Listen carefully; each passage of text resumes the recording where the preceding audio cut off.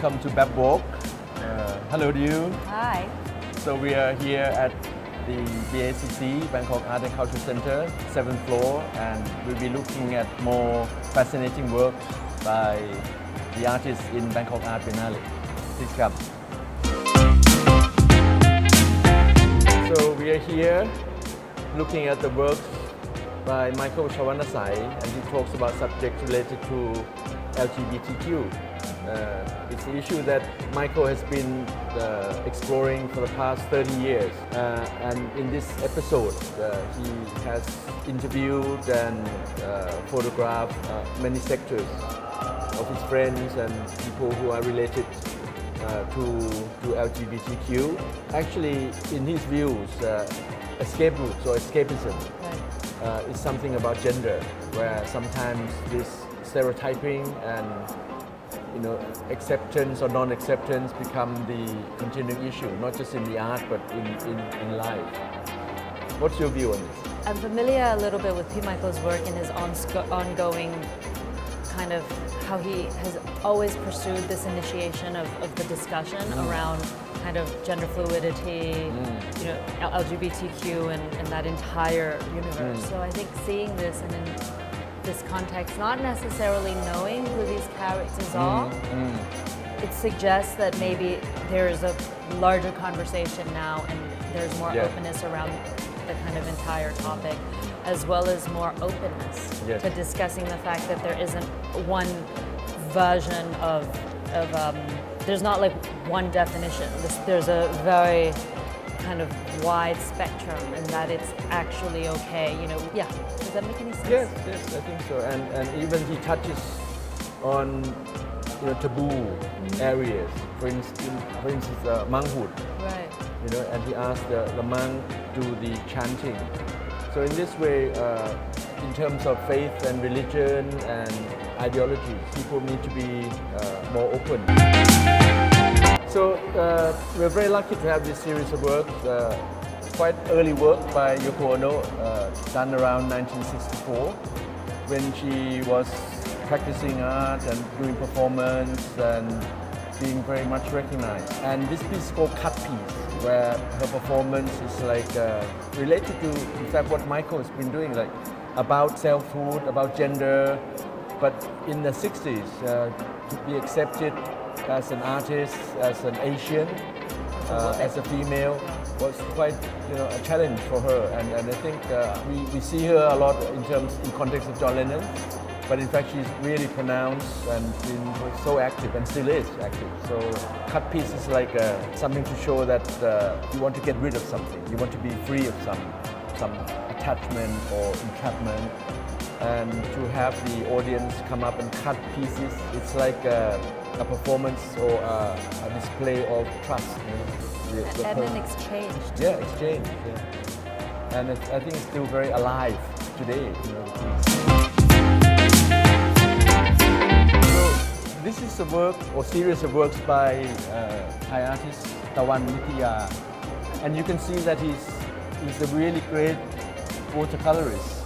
And the way he handles watercolor, which is he paints in a large scale, but captures the banknotes of each country, and he talks about the value of paper and how it changes, and the current currency, especially now, where the ups and downs of the currencies move according to climate change, according to COVID, according to so many things.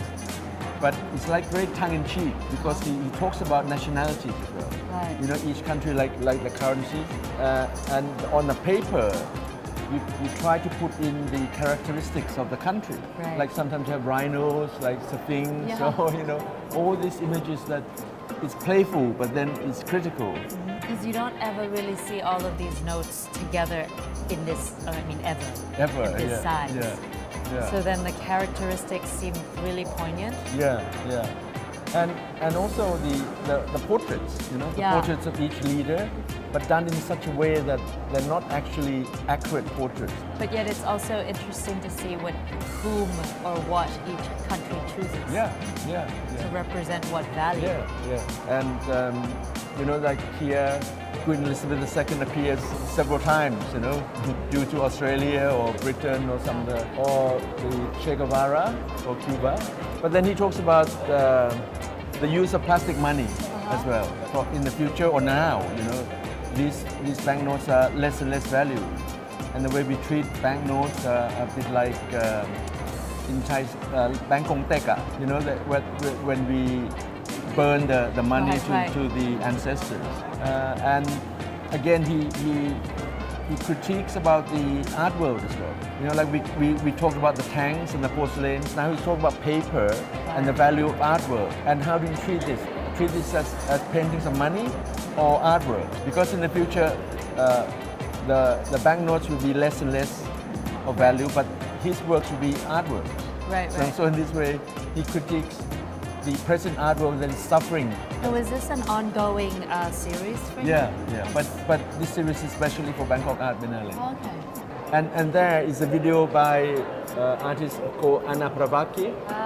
And she talks about money laundering. So as a performance, she actually proposes her project where she goes to the bank and she says, money is so dirty. So she will clean the banknotes. Oh, I see. Literally clean the banknotes. So the laundering is like a pun, where she can literally be talking about the laundering and then the cleaning of the money. So appropriate also for our pandemic times. So how was the experience? I felt like I was a ghost. A ghost? Because I could see myself in an empty classroom that was kind of decrepit, and I could disappear. Yeah. But did you think of yourself going back to your youth? Yeah, I think there was an element of that. Yeah, there was nostalgia. But it felt really sad to go back. But usually when I think of my youth or my childhood, I always see it as something kind of light. Light. Happiness. Yeah. This is the work by Leandro Ehrlich, the Argentinian, very famous for his illusion. So we thought that to put the context of classroom on the first floor of Bangkok Art and Culture Center is interactive because we have a lot of youth, a lot of kids come in, but the adults enjoy it immensely as well because just now it takes you back to your youth experience, nostalgic yearning for the past.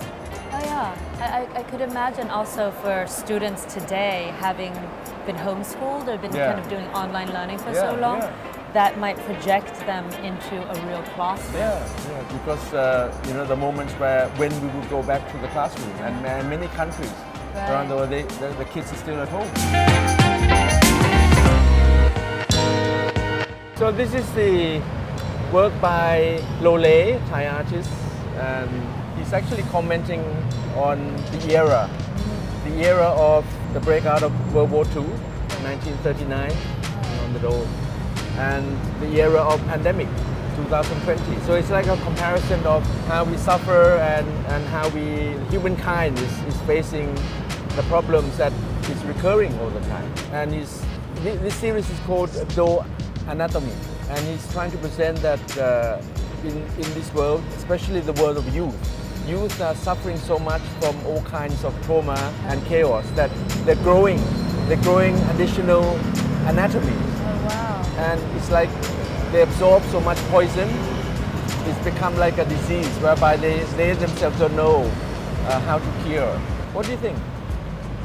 I mean, I guess typical of his work, when you see it, it's almost cartoon-like, so you don't think that there's embedded in that sort of criticism of the era, but when you look at it again, you realize, there's a deep sadness. And especially he's doing it and putting it out here in front of the BACC, where a lot of the events on the streets happen, in terms of youth-led protests and all that. So in fact, he's actually making and creating art outside the gallery. Right.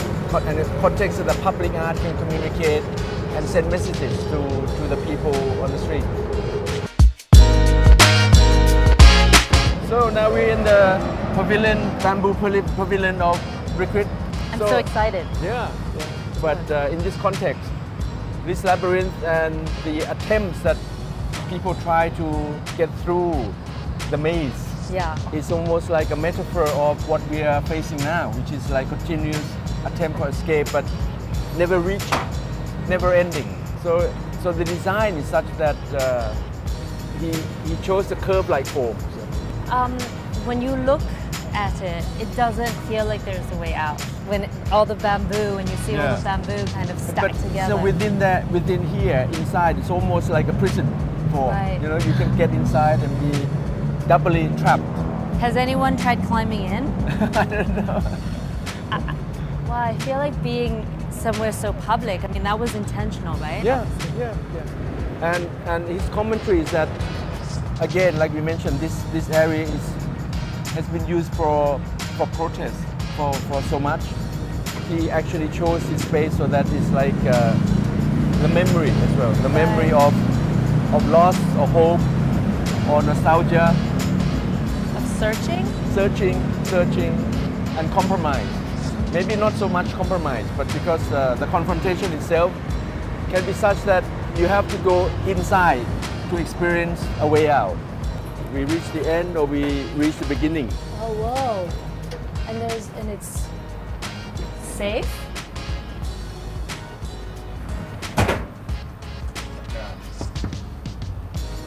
So you can actually, if the lights turn off, you can actually draw with invisible ink. Oh. Oh, I can see some of it.